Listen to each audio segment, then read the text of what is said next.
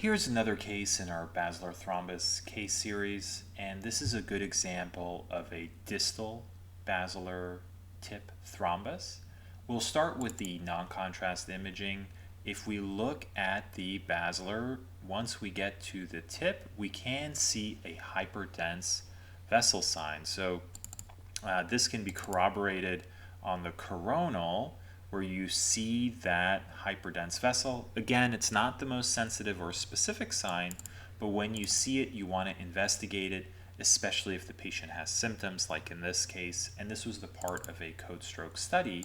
So if we go to the CTA images, and we can start a little bit lower, we have our verts coming together. Here's our basilar, and then we notice in that area of the hyperdense vessel, as we go up, there is a occlusive filling defect, so there really is no tip. And then the PCAs seem to come off,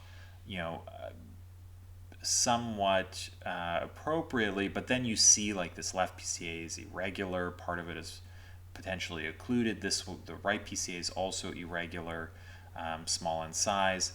And when we come to the coronal, we get a really good look at this. Here's our basilar, and the tip is basically non-existent, and these PCAs are coming off the tip. Somehow they're getting some flow, could be retrograde, but this is very serious and incredibly dangerous. For this case, we only have the CTA that we're going to go over in the video, but I think this kind of gives you a great example of a large occlusive basilar tip thrombus. Definitely something you want to make as quickly as possible.